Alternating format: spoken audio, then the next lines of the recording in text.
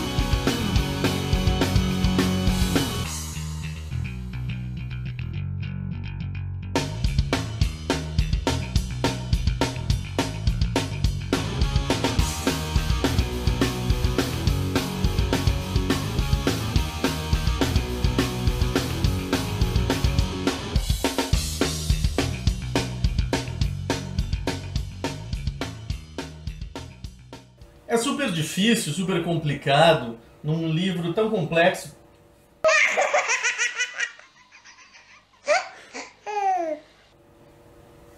É super difícil, super complicado, num livro tão complexo e cheio de detalhes quanto esse aqui, fazer uma resenha num vídeo aí de no máximo 10 minutos.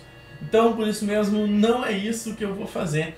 Eu vou simplesmente pegar alguns pontos que são mais interessantes aqui e fazer uma reflexão com vocês. Claro que sem spoiler, sem o risco de estragar aquele momento especial em que você vai pegar esse livro, seja numa biblioteca, seja emprestado, seja comprando, e degustá-lo com muita atenção.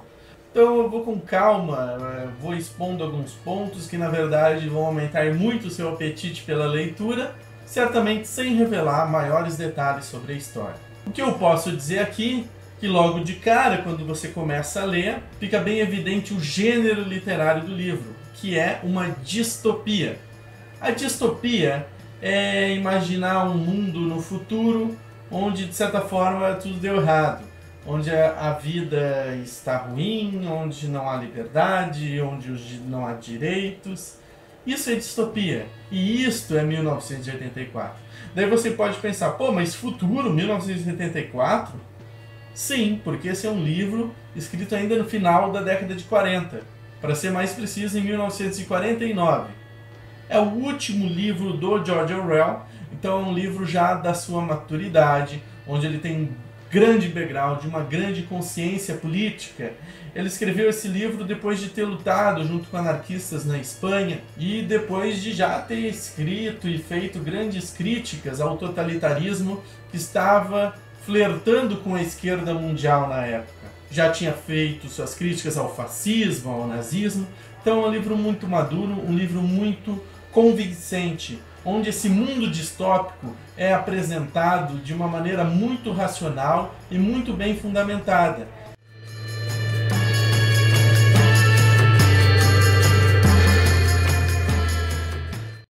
Para resumir, o pensamento geral do mundo de 1984, onde o nosso herói Wilson Smith vai viver, vamos dizer assim, a sua aventura. E não só o herói Wilson Smith vive a aventura, como ele nos coloca dentro dela. Esse é um livro com uma imersão gigantesca.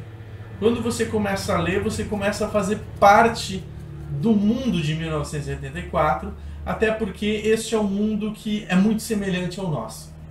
Até quando o livro foi lançado, primeiramente ele foi entendido como uma crítica aos regimes totalitários, nazista, fascista e até das ditaduras sul-americanas. Depois de um tempo, com o avanço da Guerra Fria, ele começou a ser entendido como uma crítica à ditadura de Stalin. Mas não é sobre isso que o livro fala. Essas interpretações são possíveis, claro que são, mas não é isso que o George Orwell estava falando, até porque se você lê atentamente o livro, o próprio livro vai mostrar que não é isso. que o poder em 1984 é diferente de todas as outras ditaduras. É um poder pelo poder. A vigilância é diferente, porque não é uma vigilância feita só pelo Estado, é feita pelos próprios cidadãos, um vigilando e, vamos, observando e se metendo na vida do outro, se denunciando. Então, na verdade, o mundo de 1984 é muito mais ligado às submissões voluntárias de um mundo livre, um mundo como o nosso. E é isso que faz dessa literatura tão interessante. Até porque não é um livro artisticamente tão complexo quanto Dostoiévski ou quanto William Shakespeare. O próprio romance que o Wilson Smith vive com a personagem Julia seja ser quase adolescente. Quase aquela coisa de amor proibido, de sexo escondido.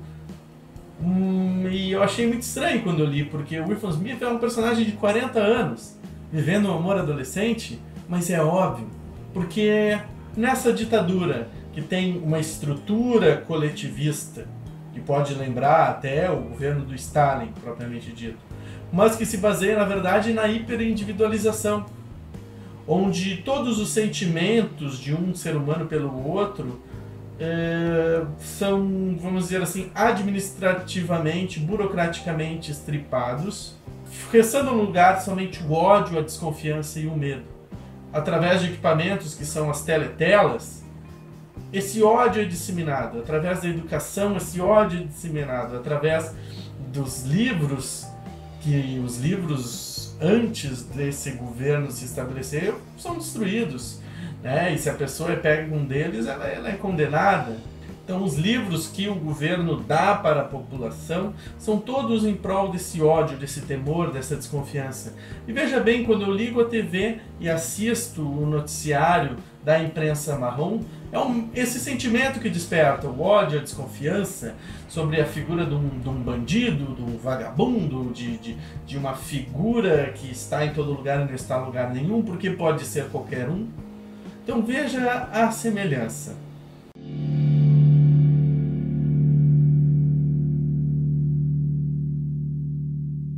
Mesmo aos 40 anos, Wilson nunca sentiu, nunca amou, nunca beijou com paixão, nunca fez amor propriamente dito. Então, evidentemente que quando ele vai fazer isso, e de uma maneira completamente proibida dentro daquele mundo, acaba sendo uma coisa bem adolescente. Ele não tem nenhuma experiência com isto. E a personagem com a qual ele se apaixona, a Julia, é extremamente interessante, porque o Wilson é um personagem, de certa forma, depressivo, para baixo, que vê toda a decadência do mundo à sua volta e parece que não vê nada além disso. Aliás, a única esperança que ele tem é a esperança na classe proletária, dos mais pobres, que compõem 85% daquele mundo vivendo numa condição de favela. Esperança que um dia são eles que vão se rebelar, são eles que vão acabar com aquele sistema. Sistema esse que só se estabelece porque não há mais família, não há mais nada. A burocracia é tal que ela tenta estripar todos os laços humanos, deixando só o ódio, como eu já falei. Então, não há família, né? Eles estão tentando separar pai, mãe, filho já há anos e é esse o projeto deles, é que no futuro não exista mais nenhum tipo de amor e até mesmo o orgasmo seja extinto. A personagem Julia, com a qual Wilson vive o seu romance, é quase a antítese dele. Ela tem uma esperança, vamos dizer assim, um espírito livre, uma vontade de viver em que o pensamento opressor, a verdadeira lavagem cerebral que aquele governo faz, parece que não afeta, que é o que faz ela se apaixonar pelo Smith e faz ele se apaixonar por ela e, de certa forma, faz todo esse romance adolescente no meio desse mundo tão conturbado do 1984 valer a pena no final.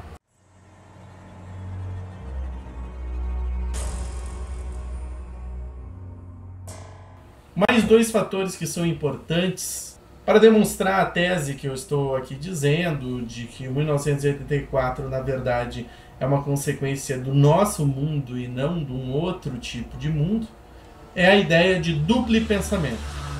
Duplo pensamento é fazer com que as pessoas acreditem em duas teses diferentes, opostas e contraditórias, que o fato de uma já anularia a outra, mas que elas acreditem nisso.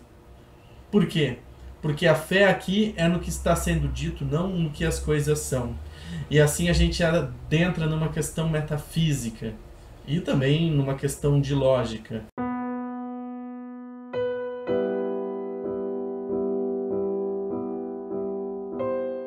Quantos dedos eu tenho aqui?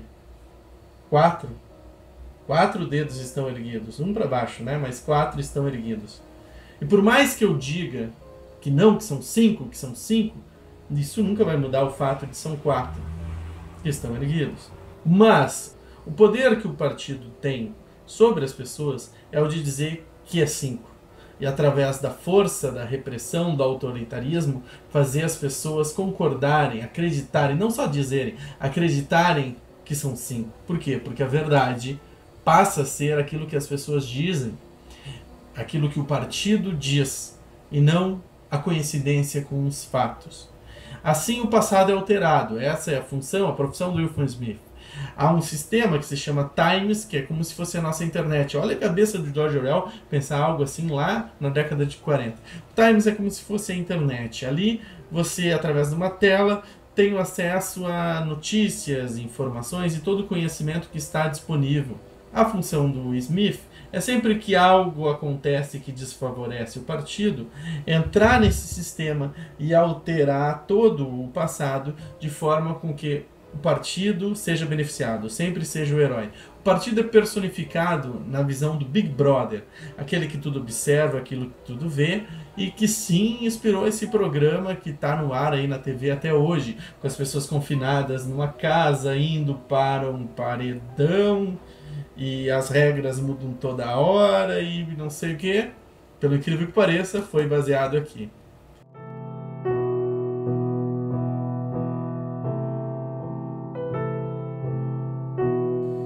Então perceba só que filosófico essa questão. Todo o poder do partido se dá por uma questão metafísica, a questão do que é real, do que é verdade, de separar a verdade dos fatos. E até o próprio livro fala na vontade do partido acabar com a ciência, acabar com a filosofia, porque a ciência e a filosofia vão sempre mostrar a verdade nos fatos. Então o poder do partido está em fazer com que as pessoas tirem a verdade dos fatos e coloquem a verdade nas opiniões. Não é exatamente isso que muitos fazem na internet, acreditando muito mais em comentaristas, comentadores, charlatões, do que na filosofia, do que na ciência?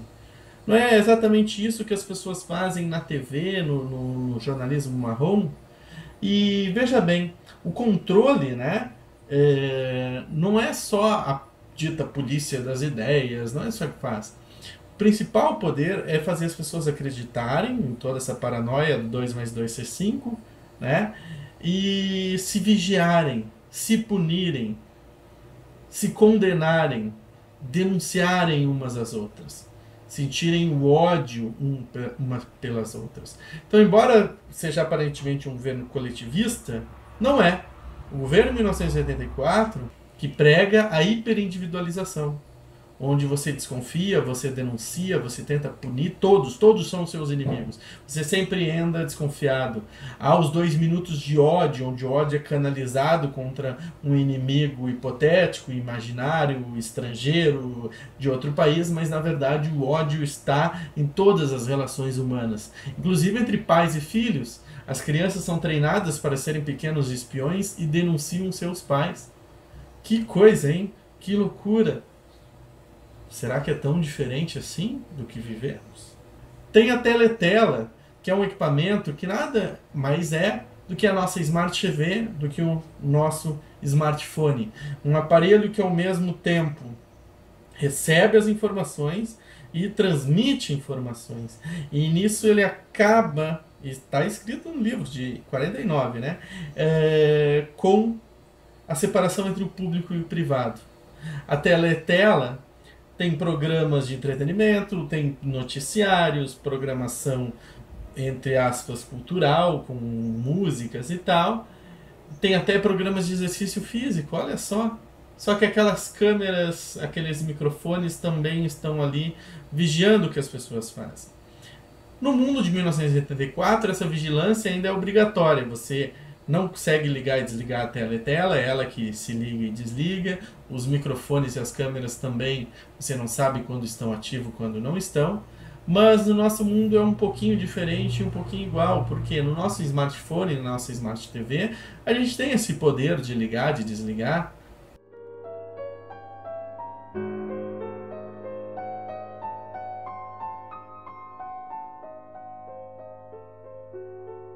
Se o poder na distopia de 1984 está ligado com a questão metafísica da verdade e de quanto um governo repressor consegue manipular o que não é verdade, há também a nova fala, que é a questão linguística do mundo de 1984. A nova fala é baseada no idioma inglês e tem por objetivo retirar do vocabulário tudo quanto é expressão que tenha um duplo sentido e esse duplo sentido seja libertário. Então, assim, a nova fala é uma tentativa de ir retirando palavras como, por exemplo, liberdade, amor, compaixão, do dicionário, para forma de ter uma linguagem extremamente sucinta, que com ela as pessoas não possam pensar, não possam se rebelar contra o poder. Claro que isso está partindo do pressuposto que o limite do meu pensamento é os limites da minha linguagem. Então, sabendo disso, o poder, que é um poder pelo poder, né? Ele busca justamente retirar expressões que ampliam o pensamento das pessoas, as reduzindo para uma linguagem chula, simples, uma patofala. Patofala porque é como o barulho que o pato faz. É justamente essa a intenção. Parece meio absurdo, mas mais uma vez a gente faz isso. Por exemplo, a gente se comunica na internet numa linguagem cada vez mais simples, cada vez mais rápida, cada vez mais dinâmica, cada vez mais pobre, cada vez mais limitada. Eu vou encerrar o vídeo por aqui, tem milhares de coisas ainda para falar sobre 1984 e a gente pode ir falando aqui nos comentários. Então, se ainda não é inscrito, inscreva-se no canal. Se já é, lembre-se de dar o joinha, de curtir, de compartilhar esse vídeo com seus amigos. E se você já leu 1984, aguarde um pouquinho que depois do nosso end card eu vou comentar um pouquinho sobre o final do livro. Se você ainda não leu, então já assiste outro vídeo. Se você ainda não leu, essa parte final, que vai ter spoiler, você não assiste. Você já dá o joinha agora, já compartilha o vídeo e assiste então só depois de ter lido. Valeu? Combinamos assim? Obrigado, valeu e até a próxima!